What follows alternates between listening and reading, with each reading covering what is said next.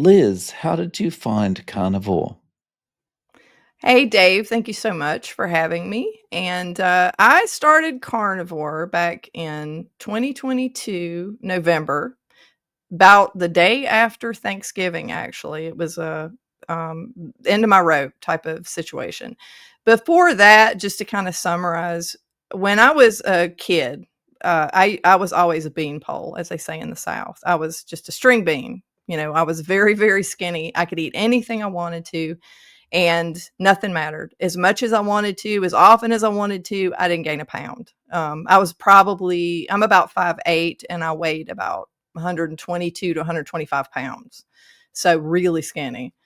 And as I got older, I went into college at about 15, like very early. So when you're in college, a lot of times you get very sedentary. So when I was in my 20s, I would say about 26. I'm still in college. I'm just like a professional student that never quits. So when I was about 26, 27 years old, I started to gain weight, but not a lot. And a lot of people probably would be like, well, why are you fussing about 10 to 15 pounds? To me, it was like the end of the world. And back then I did basically it's Atkins, but I wasn't doing the higher fat stuff. I was doing my version of Atkins, which equates to I was starving myself, is what I was doing. I started weightlifting, got into that kind of thing. And then, I straightened out the whole 10 to 15 pound thing. So it wasn't really life, it wasn't this big deal, honestly. And I never really had any problems with, any kind of medical issues back then. Nothing really bothered me. And later, though, after I had my kids, which I was in my late 30s, I actually developed what is diagnosed as fibromyalgia. Now, and that was one of my major things that happened. Fibromyalgia is because I had my son and my daughter at that point, and they were about 2 and 4, I think.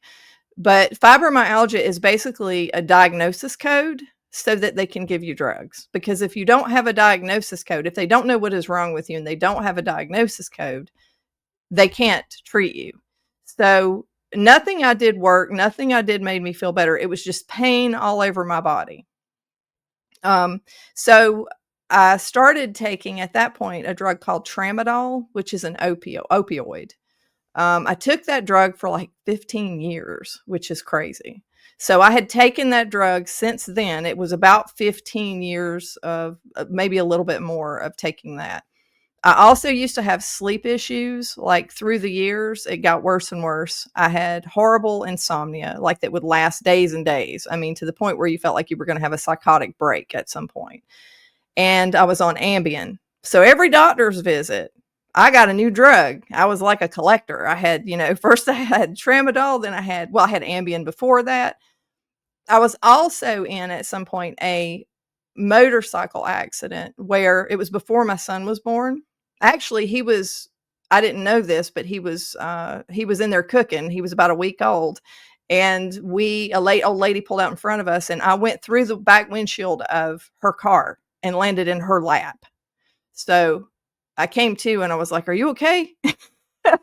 Which is crazy because I went through her windshield and she's the one that pulled out in front of us, and then crawled out the back and was okay. Nothing happened to me, oddly enough. I mean, I was in full, leathers or whatever, but, I was pregnant and I didn't know it at the time or whatever. So that was the craziest thing. But after that accident, I didn't get hurt, but I was just, I had a lot of PTSD. Anytime I would drive and somebody would be I'd be going down the road and somebody was about to pull out, I was convinced they were going to pull out and smack me. Like, I do that to this day a little bit, but it was horrible back then. So they put me on what's called an SSRI, which is a selective serotonin reuptake inhibitor, which as the name of it was Paxil. And they put me on a benzodiazepine, which was Xanax. So I took all of that because I was a nervous wreck. I had also have led, this is horrible to like say out loud, but I was also assaulted before any of that happened. It was like the year prior where someone put GHB in a drink that I was drinking, and I don't have any memories of whatever happened. Like, I'm kind of thankful for that because I don't think I want to remember.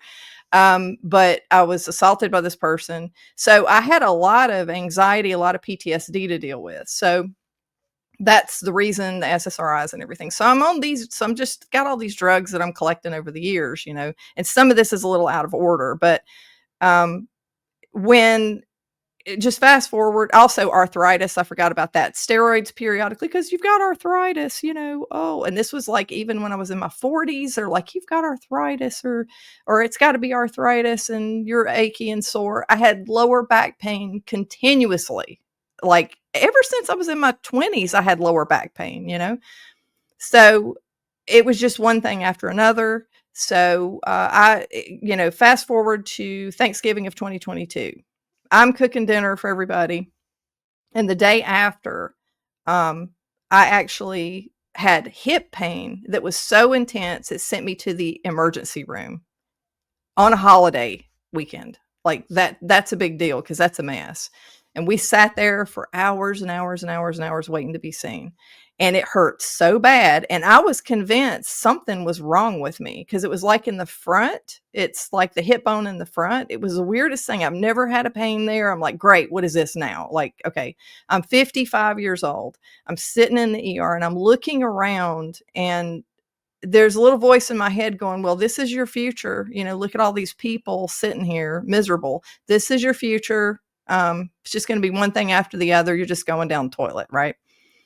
So they see me, and they give me something for pain. I think Percocet or something in the meantime or whatever, but they did all these tests. I mean, it probably cost me about $3,000 out of pocket.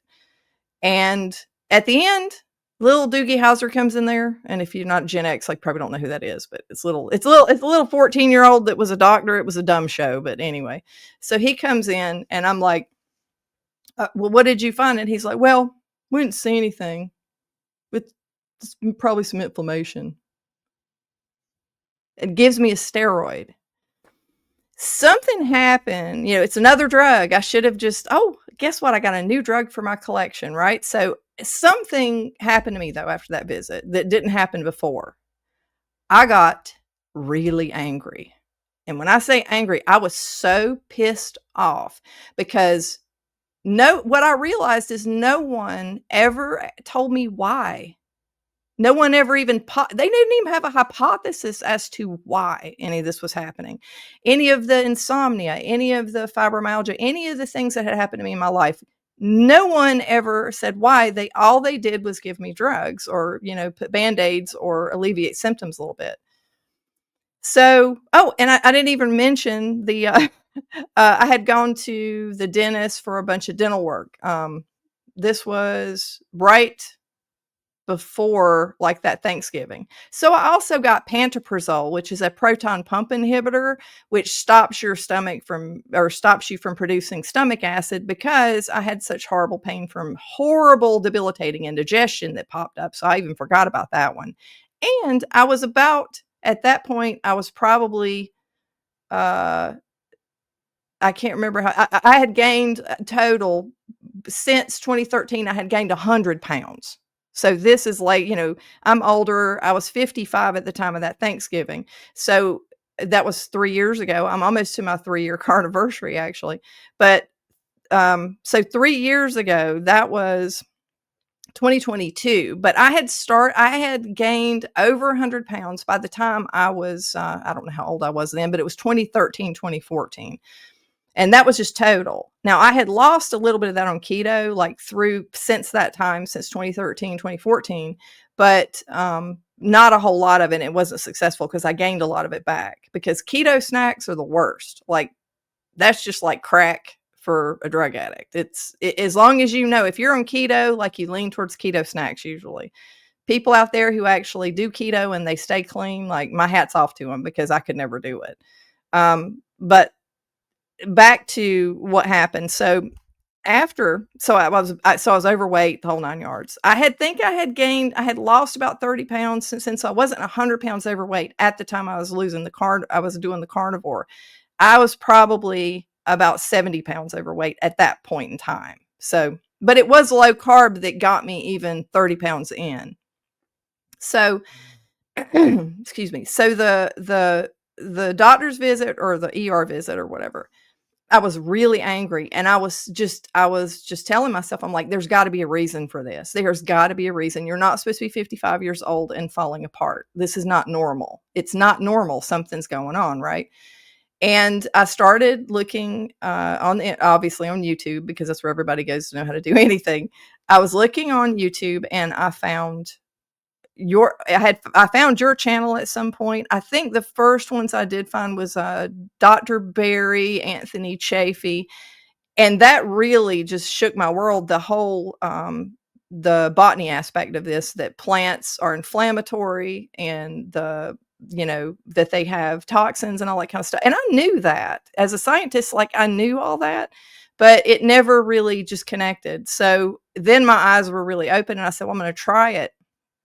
I tried it, and in 3 days, 3 days, I was really mad before, but I got even angrier at this point. So in 3 days, I was sleeping like a dead person, just all the way through the night. Since then, I don't have to wake up. I don't have to have an alarm clock. I don't set an alarm clock. I wake up at 5, like on autopilot, and I sleep just through the night. I've never done that in my life. And I wasn't taking Ambien at the time. I had interrupted really bad sleep because I didn't want to keep taking all the drugs. So my sleep immediately improved. The pain in my hip was gone, just gone. And all of the pain that I felt from the fibromyalgia it was lessened, like, significantly, but I was already taking that drug, so I didn't stop taking the drug after 3 days. It was about 2 weeks, though, I stopped taking that drug. This is No tramadol. Tramadol, which is an opioid, and I had taken it for 15 years, and I had tried to stop taking it. I had tried other things before. I had tried all kinds of other things, and nothing worked. So it only took 2 weeks, though. I went off of the tramadol completely and had no pain, nothing. The indigestion that I had, that was the crippling, horrible indigestion that made me feel like I couldn't eat anything anymore. I didn't even want to eat. Like, every time I try to eat, I got this horrible indigestion. And that disappeared. And I think that was gone in, like, almost immediately, like when I started eating meat. I started doing lion diet originally because I knew I was really screwed up and I needed to heal. And that happened so fast that blew my mind. So I got really, really, really mad. I I was like, wow, and for somebody who knows, as a chemist, it's like, I know what preservatives, and I know what all these chemicals are, and I know enough about them to know better. And I actually remember back in historically, just kind of looking at the back of labels going, there's no way this is good. Like, this is not good, So, but What? So just on that, like with your professional background, um, and being able to look at these and think, well, none of these are good. Did you have this kind of feeling like, why didn't I pay more attention to this before? absolutely, like, I was kicking myself in the butt for quite a while because, well, it's not just that, it's the fact that, I started doing regulatory, work, working with the FDA, and working not for, but with, and being in a regulated environment in pharmaceuticals. And then before that, because I'm a medical technologist, just as a little bit of background, I'm a medical technologist, which means I'm the person, like, when I got my first degree in that, I'm the person that analyzes all the blood and does all the blood tests. And we, not just blood, but, sputum or feces or urine or, blood, the whole 9 yards. So that was my first degree. So I also worked at the American Red Cross around that time. I saw how testing methodologies were developed. I saw, because I was in college, or just getting out of college, and I worked in hospitals when the AIDS epidemic was at its height. So, I was watching Anthony Fauci run around and scream that the sky was falling back in 85.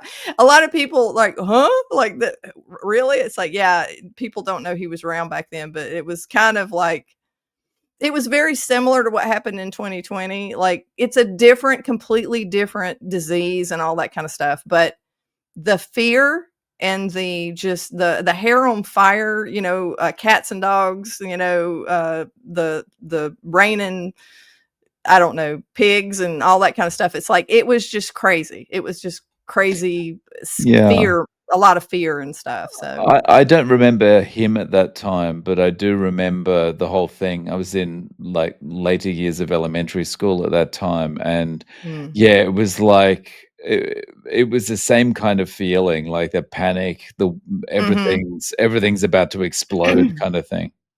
Yeah, and everybody was, so we didn't even know, like, transmission wasn't locked down at a lot. I mean, it was, but it wasn't. It's like, so, and a lot of it, I don't know why they do some of the things they do. Like, when it comes to the media and how things are reported, I mean, it's been crap ever since then. They were, and even back then, like, you didn't have alternate sources of information like YouTube.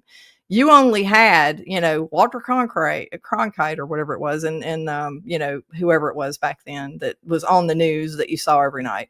So there was a lot of that, but what I got to see was the inner workings of basically how the Food and Drug Administration works with the different companies.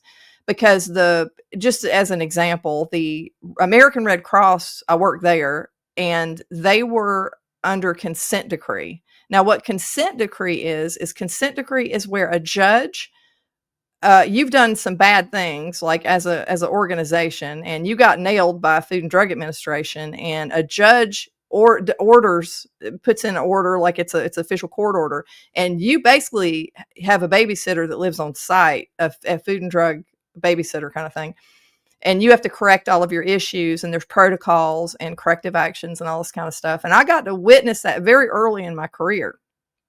Now, I walked away thinking something completely stupid and naive. I saw all that and I went, this is great. This is our government at work, and they're the good guys, and they're here to save us, and they're going to make sure, and there's a little bit of truth in that when it comes to, I'm not talking about field inspectors on the ground, that I've known. It's like, there's people who do a good job and they care about, hey, you're not making drugs in a dirty room, or something. It's like, there's some truth to that, but as a whole, the organization and the machine that operates is not like that. So what I saw back then is the test methodology for the test methodology for detecting the antigen as opposed to the antibody was a big deal, because if you have to test for only the antibody, basically, then you have a 8-week window. You're not going to catch infection. So you're giving people infected blood. And so that was happening where people were getting infected because blood donations in that 8-week window, it wasn't getting caught. And then you had hemophiliacs. I don't know if you remember any of this, but it's like hemophiliacs were getting AIDS from that. There was a lot of stuff in the blood supply. So one of the things that happened is that they had to come up with approve a test to detect the antigen, and Ortho and Abbott, I believe, and I'm doing this from memory, so if I'm wrong, it's just because I don't remember correctly. And there's a lot of people who make tests. I believe it was Ortho and Abbott. They had two competing tests, and we had to test in triplicate all of the nation's blood supply. So at that center, or a big, like half of it was like a huge amount of the blood supply in triplicate. You had so many false positives, so many false negatives. We had to make a decision, or they had to make a decision based on the test results, right? So at that point in time, it was like not what I thought it would be. It's not like it was. There was a lot more to it, and it was, I guess, political. But at the time, I was so young, because I was so young when I went to college. I was so young when I graduated. I really didn't have life experience, to speak of. So I couldn't really see what was going on. But that was the first glimpse into, really, when you look at big food, big ag, big pharma, it's all one universe. It's not, I had thought when I left, because I was a medical technologist first, and then later I was a pharmaceutical chemist. I got a chemistry degree. I got another degree, and went into the pharmaceutical industry. And I kind of thought, well, I'm leaving this one industry, which is the medical industry, where I had worked in hospitals for years, and like the Red Cross, places like that. And then I went into pharmaceuticals, and I was thinking of it as two different worlds. It's not. It's one blob. Really, it's like the whole thing is a machine that kind of works together. And that's kind of where I was really mad at myself, because everything that I've seen, and there's been a lot more than that, that's just kind of the beginning of it. Because later I went into clinical trial manufacturing, where we make clinical trial materials. And this is years later. So there's a lot in between that of, drug manufacturing that I did for a lot of different companies, a lot of the big companies. By the time I got into clinical trial materials, which is probably around, I did that for probably 5 years, something like that. And then that ended about 2013. I had to get out. Like I couldn't watch it anymore, because it's just so corrupt. It's just very, very corrupt, and things are not what people think they are. Like, when you look at stuff on the market, like in FDA, they have this thing where they say generally recognized as safe. And I'll kind of go back to what you were talking about. When you look at the back of a food label, for instance, um, grass, generally recognized as safe. This is a thing that FDA does. Okay. When they're looking at food ingredients, the people that want to put the crap in the food basically submit information. So, and I don't even do food. That's one thing I didn't do. I do medical devices, I do biologics, I do all pharmaceuticals. I've done like solid dose, liquid dose, sterile, aseptic processing, all this kind of stuff. But I've never done food. Now, what I did do is they made the nutritional supplements, used to be under, like when they make vitamins or stuff like that, like nutritional supplements, they used to make them under the food regs. They were so crap, they had to actually make them better. Like, so they made them look more like drug regs, and all of the nutritional supplements, people had to actually become compliant. So I took a job in nutritional supplements, because these people were freaking out, and they're like, we don't know what to do. We don't know anything about these drug regs, and that's what they look like. So I actually worked in a nutritional supplement company for a while even. But that's like food regs, because when I got there, I'm like, are you kidding me? I'm like, the food I eat, this is regulations you're processing it under. I was shocked. So it was always kind of crap. But outside of, they keep things clean for the most part, but there's a lot of other stuff that they didn't really pay attention to. So when you're looking at that stuff, and you're looking at the ingredients and the things they add, it's basically like if I said, no, no, no, no, it's good. Here, we want to put this preservative in this food, but look, see, we did testing. It's all great. It's like, here you go. Look at our studies. Wink, wink, happy face. So, and I'm being sarcastic, but it's not some objective panel of people who are vetted, and they are going to actually do stuff to test this and make sure it's safe. It feels like, honestly, especially in the United States, that they just randomly just find crap and just throw it together and go, yeah, let's feed them this. And if you look back at the history of like cottonseed oil, or where the seed oils came from, and a lot of people don't know this, that's literally garbage. So when they made candles and soap back in, I forgot what year it was, I can't remember, years ago, right? So when they made candles and soap, they would use animal fats, which a lot in the P&G guys, okay, Procter and Gamble, the two dudes who started Procter and Gamble, they came over to the United States and ended up in the same place or whatever. And they started a company selling their soaps and their soaps and candles. And they needed animal fat. And Chicago, I think Cincinnati or wherever it was, they started there because it was a big butchering. Hogs were butchered, and you need animal fats or whatever. But animal fats started to get in big demand. It was expensive. So they set their eyes on the waste product from processing cotton. And that had been done by somebody else had been looking at that too, but they basically looked at it for, okay, we're going to use that in our soaps and our soaps and candles. Mm. And then at some point, some brain surgeon decided that hey, let's start feeding it to people. Let's let them eat it. And so then that's how Crisco came to be, and they used it for other things, but they basically took garbage and started feeding it to people. Now, if you look at how that played out, how'd that happen? Like, how can that happen? How can somebody just go, hey, I can fry a donut in this and it tastes good? It's not food. It never was food, never has been food. Nobody could prove that it acted like food. They just basically, hey, let's use this. It tastes good. And that's the beginning of seed oil. So a lot of people are on the fence about seed oils. And I'm like, not me. I'm like, it's not food. It never was food. There's a lot of things in our food that's not food. So, And so just on that generally recognized as safe, those that kind of categorization of quote unquote food, mhm. um, my understanding is that's almost generally recognized as safe is basically just saying no one's died from this yet.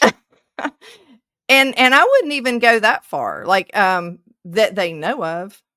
And so I think you're right. You're right. So that's about it, is that, well, we didn't kill anybody so far. It's only been a month or 6 months, but so far we haven't. As if you don't eat things that in over time, kill you eventually, so, and that's, I think, the mantra of the modern food system is like, well, as long as we don't kill anybody really soon, or nobody can pinpoint that, nobody can like pinpoint it to us, right? Because how would you? I But mean, when that's right, because it's so you could never say, "Oh, it was this thing," because Mhm, everyone's eating so much crap mhm, generally that yep. it could be anything, right?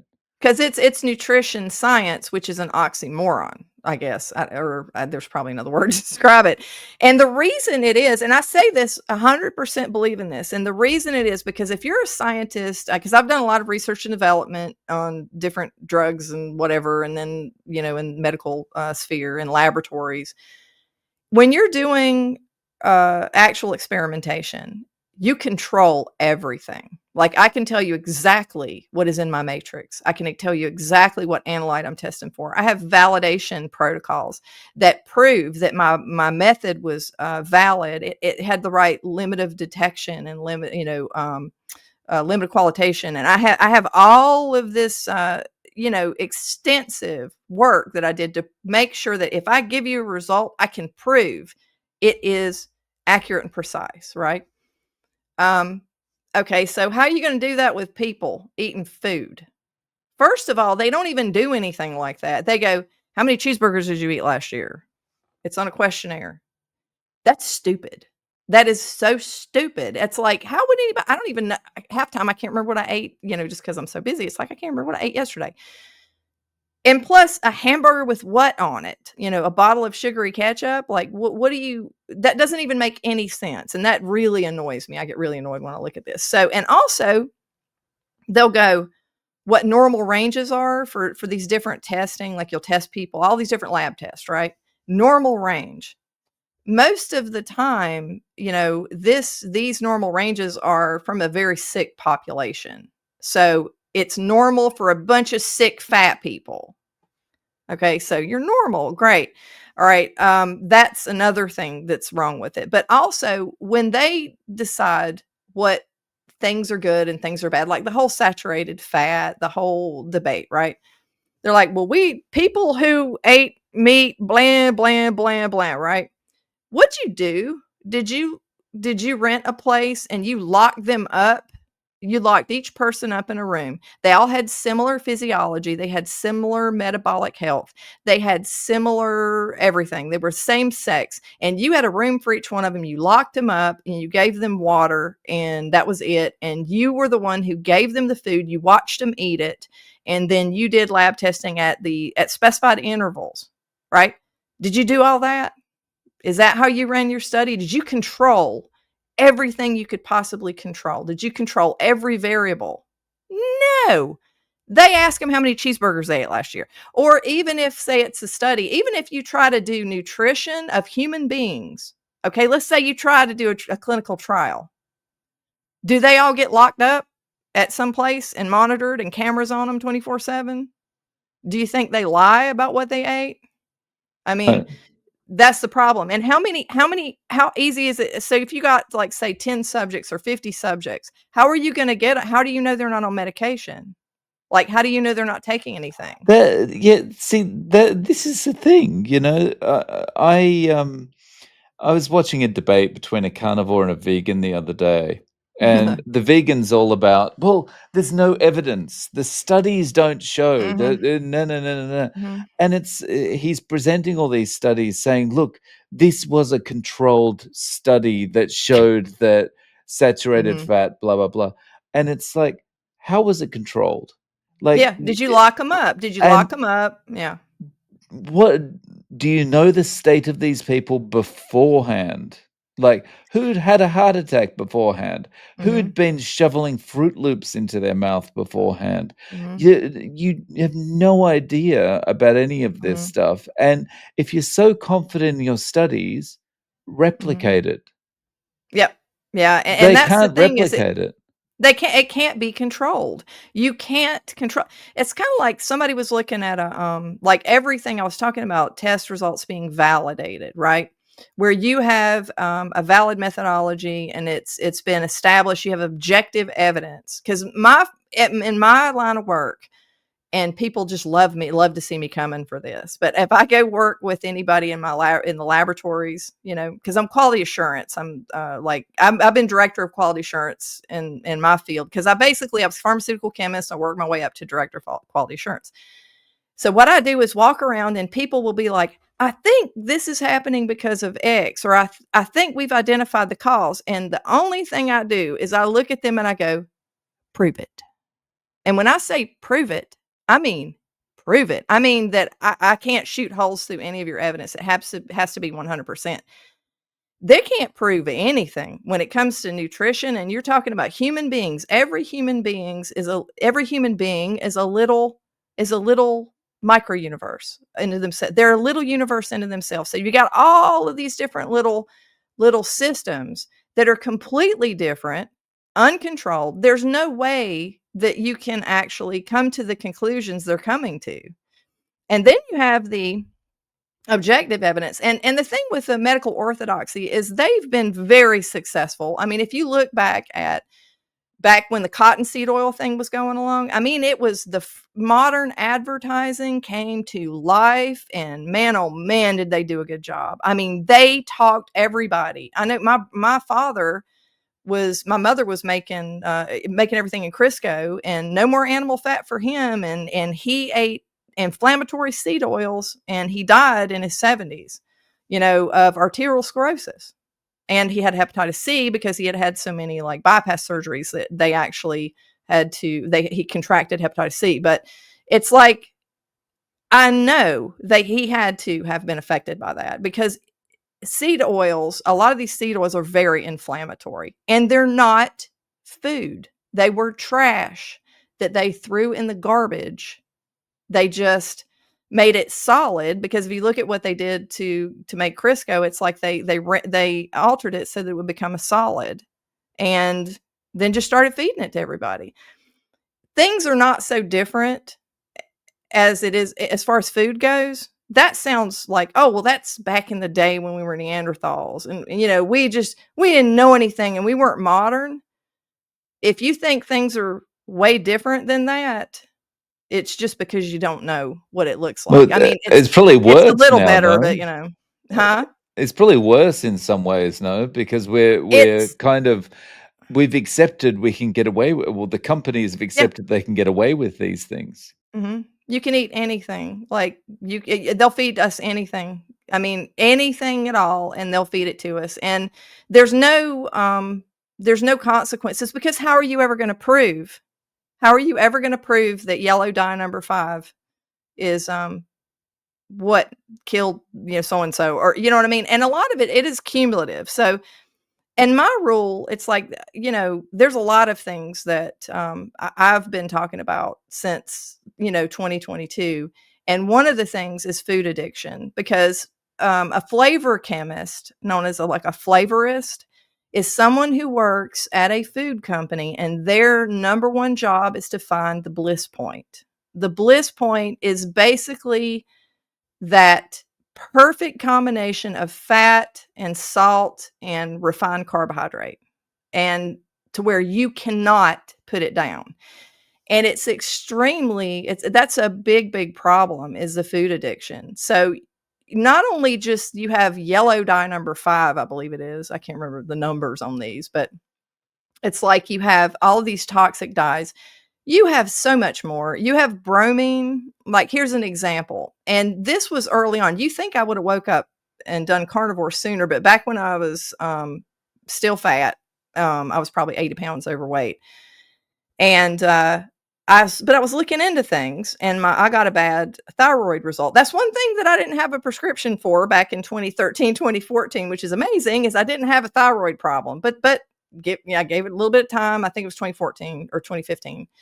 Go to the doctor, and I have thyroid dysfunction. It's like low hypothyroidism. And I'm like, well, crap. And I had been looking, I started to wake up, I started to like jiggle my pod and try to get out a little bit, because I felt like I was stuck in the matrix.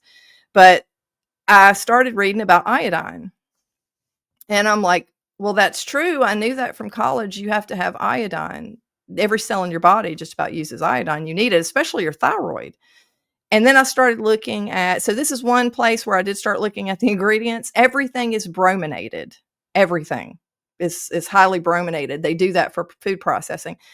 And when the body, when you have bromine coming in your body, bromine and iodine are both halogens. They're in the same group on the periodic table. So they're similar in structure. So basically, your thyroid starts running on bad gas because it can't get iodine, because the reason unless you live somewhere like on the ocean, if you live on the coast, you live somewhere where you're eating lots of seafood, you can. But like if you're living in middle America, like odds are you're going to be iodine deficient, because the soil is, we don't do regenerative farming and we're stripping the soil, then the cows don't get to eat it and all that kind of stuff.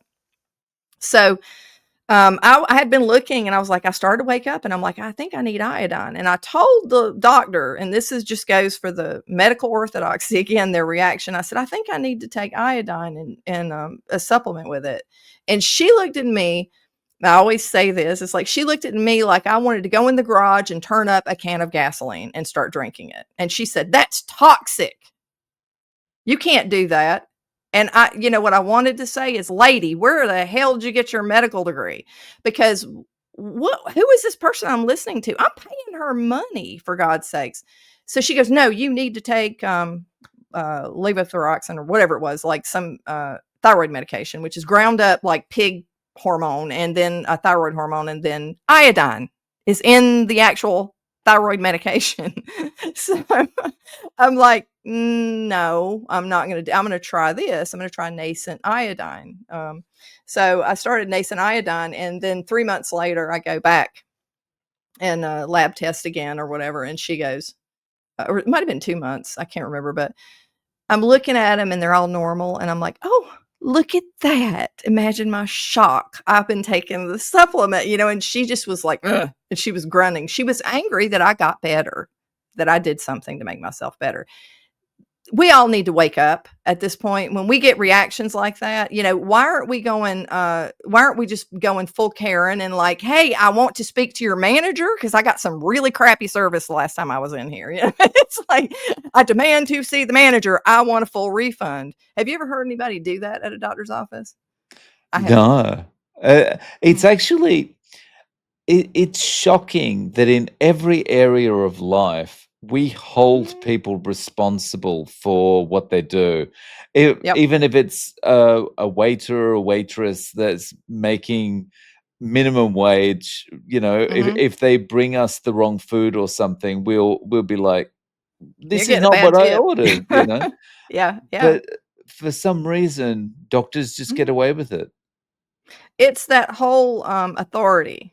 If you look at the problem with, well, they said so, and the authority says. If you look at how corrupt all that is, it's like, I mean, everybody lived through 2020, you know what I mean? So, but if you look at they that have been making this organization, this huge machine that have been deciding good from bad and right from wrong, they have no accountability because it's all, if you look at all the conflicting interests, because I mean, that's a good example. I believe statins are the most lucrative drug class ever invented, you know? And then now it's like, if you look at what they're saying, because people are kind of, I think, waking up to diet and how much diet has to do with this. And here's an example. They'll put you on a statin like that. You walk in, you've never seen the doctor before. They'll do say a cholesterol test. They see the least little bit of elevated LDL, which remember where those normal ranges came from, a sick fat population. They'll have one result. They will put you on a statin without knowing anything else about you immediately. That is because it's a corrupt industry. There's no other reason for that. It's the same reason if you go to get a blood pressure taken, first visit. I've seen people they went to the doctor's first visit. They go in and there's something called white coat syndrome. I used to get it because I hated these people. It's like, you're going to give me another drug. I know it. It's like, I don't want to be here because you're going to give me another drug and you're not going to tell me why. And I can't stand you. And they would give me, so I'm all working myself up, right? They would do a blood pressure and it would be a little bit elevated. Well, they would try to give me a blood pressure medication. That's not even in their own rules. You're supposed to sit there for, I think, I don't know, 15 minutes. You can't cross your legs, blah, blah, blah, blah, blah. And you wouldn't do it after one reading, especially if it's not even elevated that much. But I swear I've had multiple doctors, and then I check my blood pressure the rest of the time and it's fine. I know exactly why my blood pressure is high. Your blood pressure can go up and down and for different reasons, but people will just take it and then they're on blood pressure medication forever and they don't even need the blood pressure medication and they're constantly getting it adjusted because they're having problems, in their daily life because they don't need to be taking it in the first place. And here's another example of one of the things that my daughter recently, she's had trouble sleeping. Unfortunately, she's 20 years old. There's no way she can go carnivore. Evidently, young people are so addicted to the food. It's like, I try, and I think she listens to me. She does listen to me, but here's the way that this is just a public perception of everything. This is a perfect, just cap on it. So she goes to the doctor, and I said, well, and I'm not somebody, I know what it feels like to have horrible insomnia. Okay, horrible insomnia. And I'd mentioned Ambien. Now I didn't take it for as long as some people do. Some people take it for like 10 years, which it says on there you're not supposed to do that, but they give it to people anyway. But it's a very effective drug for sleeping. And if you feel like you're going to have a psychotic break because you haven't slept in days and days and days and you're having headaches and other problems, take the pill and get some sleep if that's what you got to do, right? So I'm not a person that, it's like, well, you should be able to just eat meat, whatever. Sometimes it's not simple, right? Especially if you have somebody that's not going to do that. So she goes to the doctor and she's never been to this doctor before because it was in a different area or whatever. And she's 20. She goes to the doctor and I said, just tell her one of the sleeping pills. I said, you want to take it for a short amount of time just to try to get yourself squared away because you just keep having these sleep problems and you're having headaches and stuff. And I think the headaches are because you're not sleeping, but you'd be able to kind of figure it out. And then what's wrong and you can kind of try to find a healthy way to approach it. And she was on board with that. She goes in there. They give her a SSRI. First they give her an SSRI, which is a depression drug. And she goes, Mom, what is this? And I call her, she calls me and I'm like, no, you're not going to be taking that. I was like, better. And this is what oh yeah, I don't want that. So then she calls her and she goes, well, I just want something for sleep. I can't sleep and I want to sleep for like the next month, for next couple of weeks or whatever. I just want to try something and see if I get sleep, do my headaches go away and the stuff that, I'm experiencing. And She goes, "Well, yeah, no, well, we'll give you, because the first one was like an older no, that was like one of the newer ones. So then she goes, "No, we'll give you this different class of, antidepressants." It's a different class. It's an older one. I think for one of them was like amitriptyline, and then they picked trazodone. Again, it's a depression medication. And so I was talking to my son, and I said, "Well, Aaron," I said, "You can try this for." I wouldn't want to, but it's like it's one of the older ones, and my rule is like if there's any kind of drug on the market that you take long term, that's been around, like if you, I mean, if not long term, but like that's been around long term, it's been around for a long time, it's safer than something newer, right? So there's some of these drugs that, but again, it's an antidepressant medication. It's screwing around with like serotonin. It's not an SSRI. In some cases, they report that it helps people sleep, maybe kind of, but probably is not going to work. Is my what I'm thinking, but it's possible.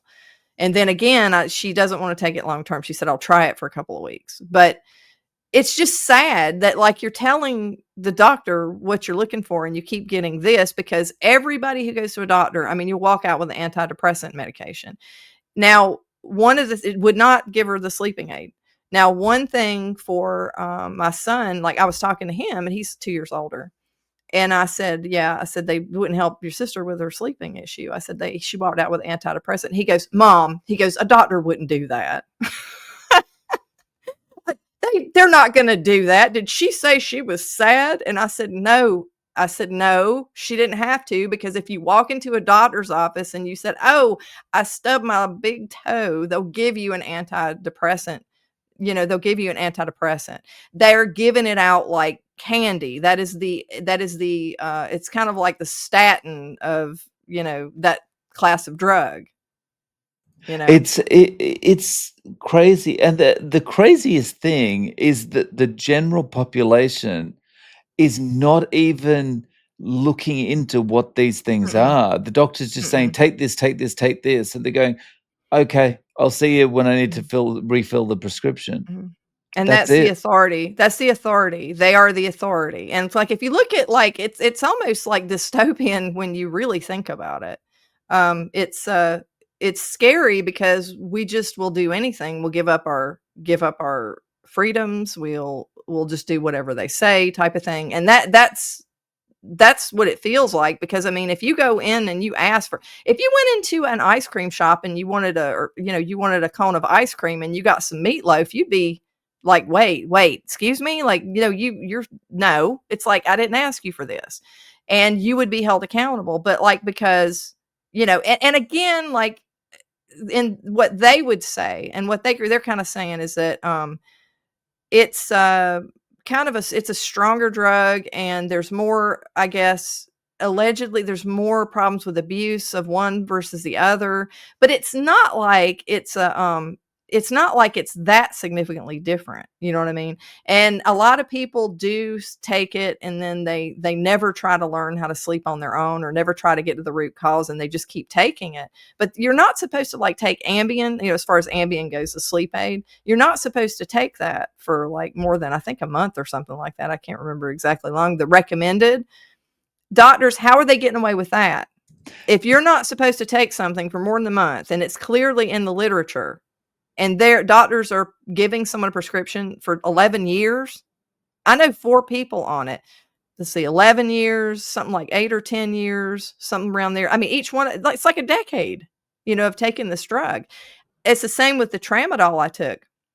Granted, I needed it to work because I was in so much pain. It's like I wouldn't have been, and it did cure it did work, and it didn't make me drunk or loopy or high or anything. So it was never like an abusive type of drug, at least in my case. It worked, but I took it for 15 years. It's like I never got to the bottom of what was causing anything, Right. you know? I think probably one of the arguments the doctors would put forward is that, well, it's kind of like given what they're sell them what they want, but give them what they need kind of thing. So, Mhm.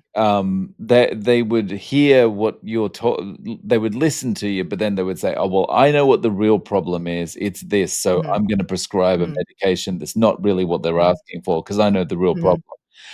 But Yeah. the issue with that is if you put that into any other industry, into any other profession, Mhm. the in any other industry, they have to set expectations with the customer, and they have to make Mhm. sure the customer understands why they're doing something that's not what the customer asked for. It doesn't pass the smell test at all, Right. like, it really doesn't, you know? And that's the thing with the whole but, it's even I don't even know that it's not really I don't even know there's much thought that goes into it, at all. Because here's the thing, is they didn't have she goes, "I have headaches." Not it's not debilitating, but it's a pain in the butt. A lot of headaches and some nausea here and there, whatever, but she's also not sleeping. Like, she doesn't sleep, so she's had a trouble recently with not sleeping for, like, I don't know, 6 months or something. It could be related to anxiety, but guess what? The antidepressants don't really work for that. So it's like, that's not even gonna fix it if it is. And people, that age have a lot of angst, I guess, you know what I mean? And this is just common kinda place, kinda things that happen. So it's not like, she's that worried, but she does need to work. And she's like, well, if I could just get my full sleep straightened out, because there are times that you need some kind of pharmaceutical, probably. It's like occasionally you'll need some kind of pharmaceutical. It's like, okay, this is a time when she would need it. She can't even get what she needs, you know? And the thing is like they have been told, these physicians are told what to push. They're legal pushers is what they are. They're told this thing that these are the things that you're going to push, basically, to where somebody walks in and they're like anything, because I mean it's like insomnia. Okay, well, if I'm not sleeping, oh, you must be depressed. Here you go. And the thing with the SSRIs in particular is that uh, back in the 60s or 70s, there was what is called the serotonin theory of depression. That was a hypothesis, okay? They love these hypotheses, they just run with them, right? So it's this hypothesis of, well, it has to do with the reuptake of serotonin, blah, blah, blah, blah, blah. You can go look into all of that, right? That's where all this came from, where you're screwing around your selective serotonin reuptake inhibitor. That's where all that class of drug came from, is from a hypothesis. And then recently, there were several, studies, or I don't know, these are things that they wouldn't wanna say. They had to come clean and say, "Well, actually, there was nothing," billions and billions of dollars later, "there's actually nothing to that." Because I call them zombie drugs, because what it does, when they put me on Paxil, I ran a red light with my baby in the car seat and didn't even know it, because they turned me into a zombie. I went off of them almost immediately, the SSRIs at least. And then later they gave me a different one because I had the PTSD or whatever. Now, when they gave me I was taking I think it was I was tramadol, obviously, but then I was taking the benzo and a different SSRI.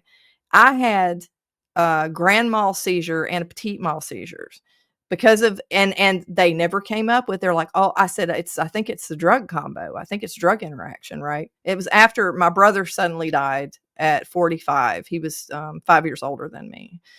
I was 40 when he died, and it was horrifying. He was living in another state. And right after that happened, and I was on the PTSD drugs or whatever. I remember I was sitting in my bed, and I felt like something was wrong. I told my sister, I said, "You need to come watch the kids because something bad is about to happen." And this is the weirdest thing, that I had this. I don't know. I can't even tell you what it was that I thought was going to happen. And so Like I a called her. premonition or something. Yeah, it was the weirdest thing. I knew something was horribly wrong. And so my sister came down, and my husband was there or whatever, but I just told her, because again, our brother had just died, and I wanted my sister near me because I was in a different state. I was in Florida. And so she came, and because she's just awesome, and she came and stayed with me. And right when she got there, she goes, well, you go rest. Now that I'm here, you can go rest. Right. So I went and sat in the bed, and I remember hearing, it sounded like humming from, it just got further and further away. Next thing I know, I'm in an ambulance, and I'm like, I was in the bed, and then I'm in an ambulance, and I'm kind of leaning up, and my husband was holding my two kids, and the EMT's going, "Do you know who this man is?" And I went, "No." "Do you know who these people are?" I was like, "No." I didn't know who my children were. I didn't know who I was. I didn't know what year it was. I didn't know who was president. They asked me all these questions, and it took about 15 minutes for my memory to come back. But I know for sure now that I mean, I've made drugs, in the pharmaceutical industry. I've done the research, and I've been in the middle of all this stuff. Over all this time, now I know, that drug combination caused those seizures. And they gave me though, I was back, and it was back when I trusted my doctors. Well, they wouldn't give me, and God, if you have questions about a drug, please God, don't ask your doctor. Go to a pharmacist or a pharmacologist, because they get very little pharmacology. They get very little nutrition, which ain't going to help them anyway, because the nutrition's crap anyway, because it tells you to eat all these carbs, and look at the food pyramid.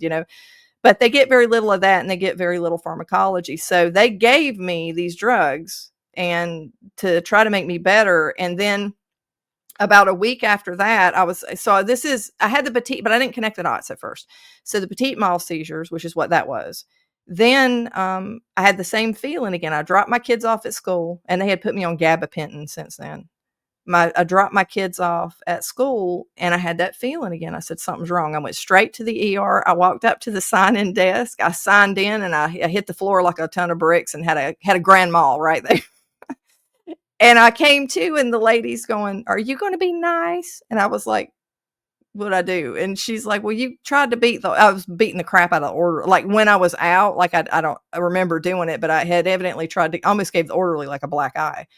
So they had me strapped down to the thing. I didn't have any more after that, and I dropped one of I think it was the other SSRI they put me on, but it was a horrifying like nightmare of just, the drugs over the years. It's just they're so dangerous, and people treat them like you know like they're Skittles a lot of times. It's just like, oh, this is my SSRI, blah blah blah. Right. Yeah. I mean, I've seen some debate shows with younger people, and like people, Gen Z people, Hmm. like just so many mood enhancing, mood altering kind of drugs that they're taking. It's just Yep. like I feel. Well, I mean, how do you feel about this? Is this problem just going to accelerate from here, or do you think we're reaching a point where people are kind of starting to wake up about it, and we might put our foot on the brake a little bit? I think we will. I think it's going to get in some parts of society. I think one of the big parts of society that's waking up is the people who are starting to feel the effects of all of this. All the food, all of the non-food, all the crap, all the ultra processed, hyper palatable food that's killing them. It's starting to kill them now.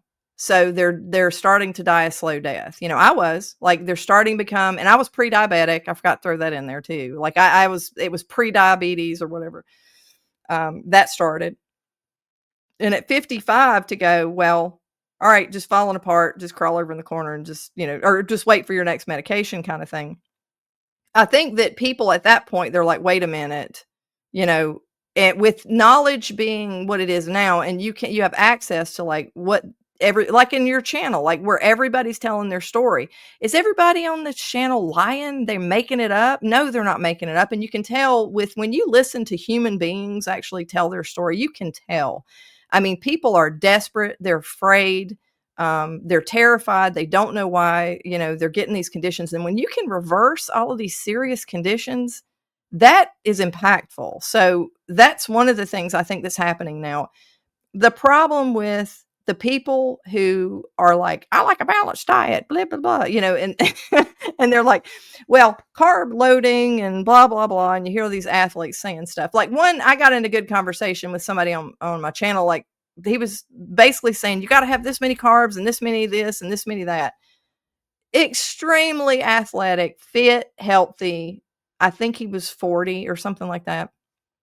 that is completely different. It's like, I'm not gonna say that I do not advocate plants because I believe, like Chafee says, they're trying to kill you. They just are. I mean, and this goes back to objective evidence. You have objective evidence when you measure the toxins in a plant, it's there. Again, so how many are, how many are going to hurt you? I don't know. Nobody knows. So this whole, and then when you actually eat plants, the vitamins half of the time, a lot of the time, are not even bioavailable. If you can't, we don't have fermenter digestive systems. You can't even do anything with it.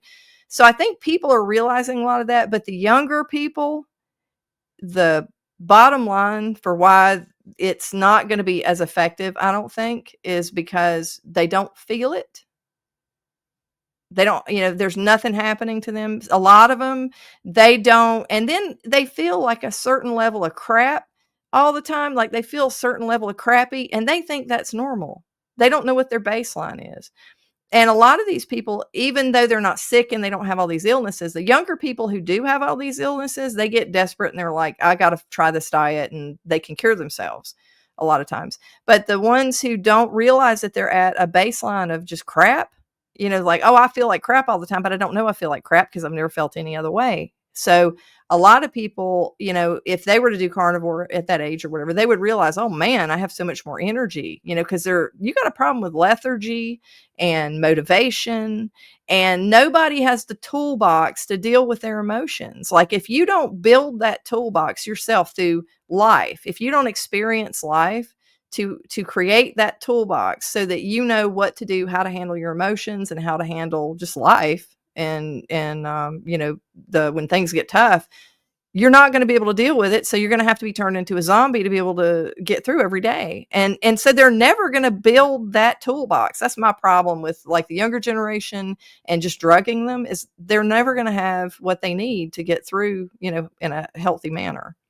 Yeah, I agree. I mean, I think you hear a lot of the time people saying, well, the younger generation have got it harder now because of the price of things and because of the price of Mm, housing and all this kind of thing, right?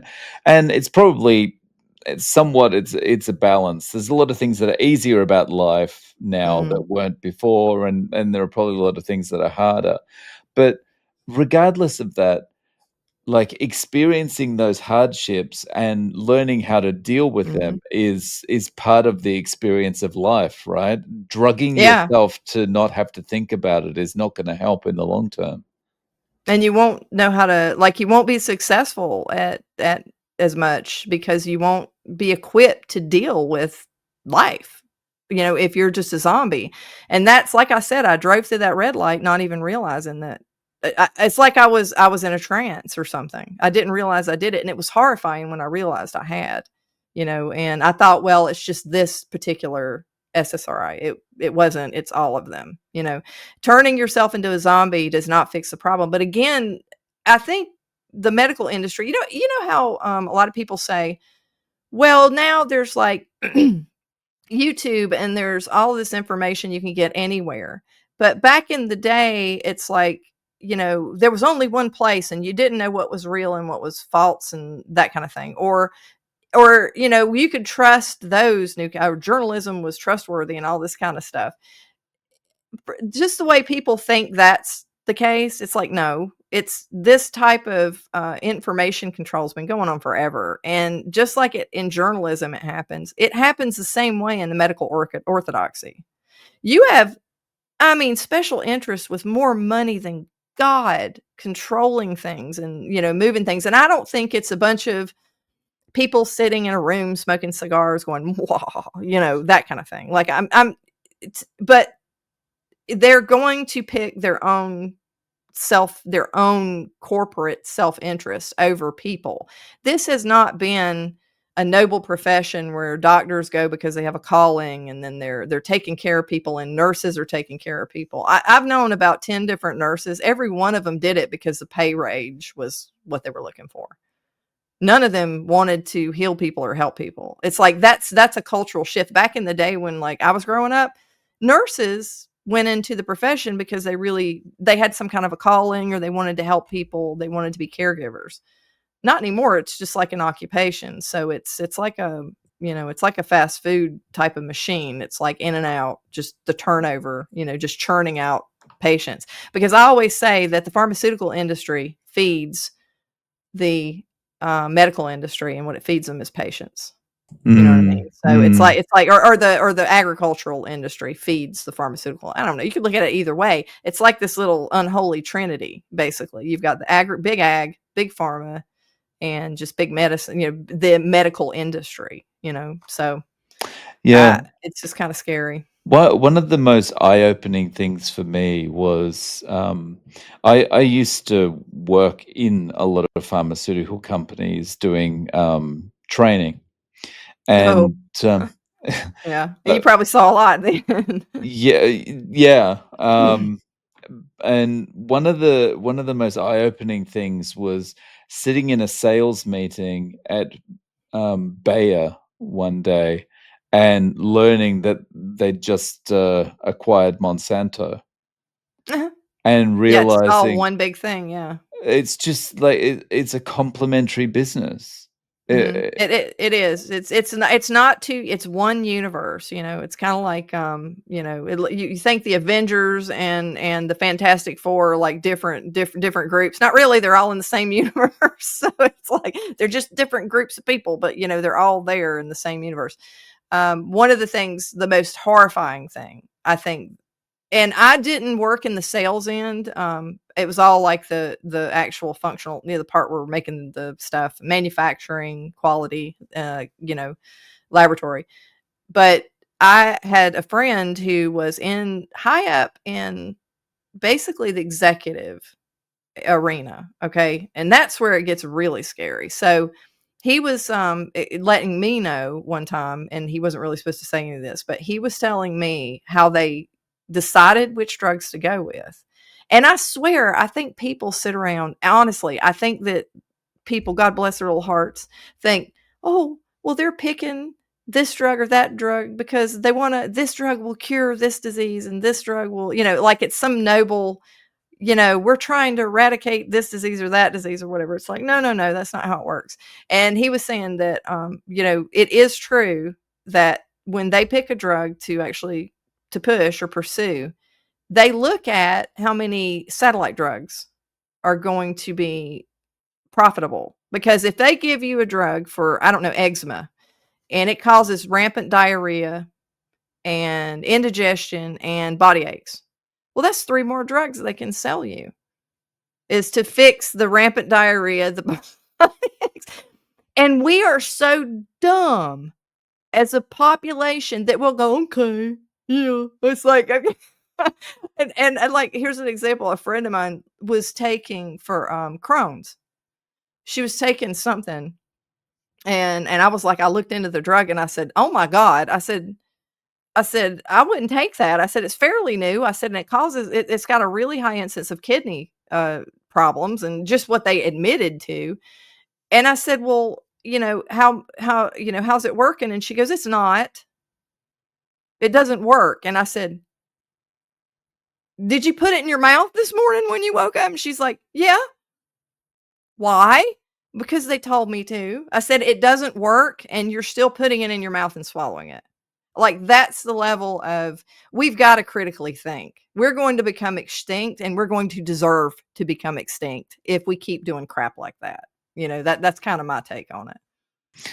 yeah, that's, yeah, very well said, because that's where we're heading for, Mhm. and, it's just we're the narrative is sold to us from when we're a kid, basically, about you Uh-huh. just eat this thing, you just take this drug, if you've got a problem, you go to the doctor, he'll give you Mhm. something, blah blah blah. Yeah. Like, we just kind of walk through life in a trance, so that Mhm. when you get to the point where you're taking drugs and it's not helping, you just keep taking the drugs. Mhm. Yeah, it's some serious, like, it's some serious conditioning. And I've noticed, like, when my kids were growing up, like, I did, I took them to the doctor, and they had to do physicals every so often or whatever, but they were like, "Don't I need to go to the doctor again?" I'm like, no, you're not sick. Why would you need to go to the doctor? You know what I mean? What are you, an 85-year-old man? You need to go to the doctor every 6 months? What? But they believed that, and they believe everything. And people get like really upset with you. Like I had this guy at work, I was trying to help, and we were having a conversation and I wasn't being too pushy. But I was talking to him about some kind of vegetable. I said, well, that actually causes a decent amount of inflammation. I said, so if you're having problems with this, that, and the other thing, he goes, my mama told me that every day, like I should eat that every day. And you're telling me that my mama told me to eat something that would hurt me and that kind of thing. Like, I'm not attacking your mama. I swear to God. That's when I was like, I need a channel because, I can't do this at work anymore. Even though you want to help people, it's like, because you just want to tell everybody. It's like this, it's like you stumbled and everybody's got to die eventually. And, I'm not, everybody has to go at some point. But the quality of life is so amazing that you feel like you were just like in the jungle and you happened to cross the fountain of youth and you've got to go bottle it up and show everybody. That's what it feels like. It's Yeah. like Um, so on your channel, like how can people find you online? it's a Carnivore Science channel it's on YouTube is the only place I'm at right now. And I do a lot of different things. I do the usual carnivore type of topics, but a lot of it is this whole, because I battled with food addiction, that's a big thing. And a lot of that is psychological, and that's what people don't understand. But like you said, we are told, we're raised to every time we turn around, we're eating. Every event, we're eating. Every time anything happens, we're eating, we're eating, we're eating. And so overeating and food addiction is something, because you can't, the thing is about carnivore, a lot of people go to carnivore and they think they can eat as much as they want. If you overeat, you can overeat anything. I mean, it's not as typical because it's harder to overeat on carnivore, but like you can overeat anything and you're going to harm yourself if you do, because your body's not meant for that. It's not built for you to be a glutton. It's like, it's not okay. But I do a lot of videos on that type of thing. A lot of the medical stuff, the laboratory type of testing angle of it, because I did that for so many years. And but it's an outlet. So I mean, like I said, I came to your channel back in a year ago, and it's like so just freeing to be able to talk about it, with people who actually want to talk about it with you. Comment section is excellent for that. Like being able to get feedback from people where, people just ran from you before. It's really nice. So, I had to do something because I was chasing off all of my coworkers. Yeah. Um, well, I'll link to your channel in the show notes. Liz, look, I really appreciate you coming on and sharing your story and your experience. Thank you so much. Thanks for having me.